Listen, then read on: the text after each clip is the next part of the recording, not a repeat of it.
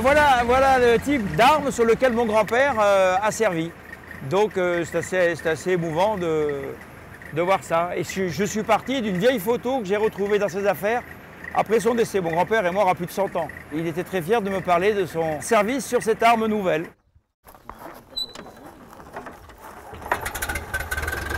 Chaque équipage de char devait être capable d'entretenir son char même la nuit, même sans lumière. Donc ils avaient une connaissance technique parfaite du char, de la mécanique et des principaux éléments qu'ils pouvaient réparer eux-mêmes. Donc mon grand-père me disait qu'il devait bien connaître à fond la technique. Non seulement il y avait la partie armement, mais il y avait aussi la partie mécanique.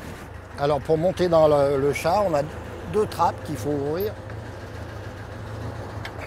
Il faut se tourner et puis faire attention à la tête. C'est très étroit. Et puis là, bon, on a la commande de vitesse. Ici, c'est le ralenti accéléré. Là, c'est pour bloquer les chenilles, pour pouvoir faire pivoter le char. Alors, on tire celle-là pour tourner à gauche. Ça, c'est la manette pour faire pivoter le char à droite.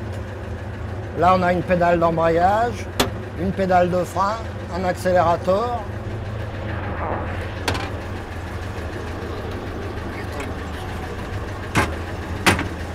Là, on passe la première vitesse, on avance, c'est facile à conduire.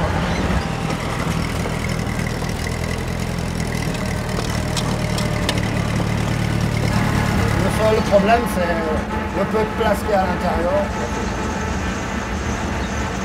Celui qui était debout, derrière, pour donner les instructions au chauffeur du char, il lui tapait soit sur l'épaule droite, soit sur l'épaule gauche, pour le faire tourner ou à droite ou à gauche, soit sur la tête pour le faire arrêter, pour le faire aller en marche arrière et lui tirer sur le col, comme ça, en arrière, ou pour l'arrêter, des fois, il lui donnait un méchant coup de pied dans les côtes, hein, quand il ne comprenait pas, quoi.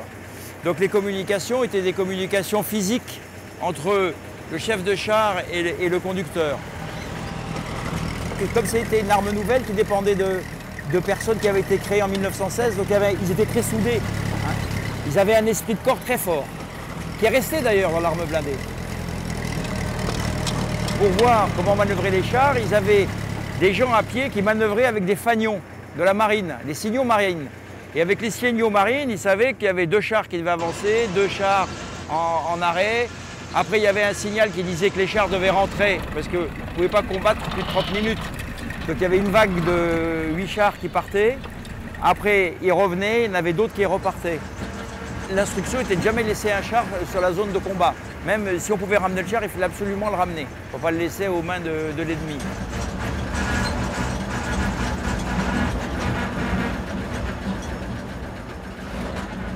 Il y en a 3 autres en état de marche.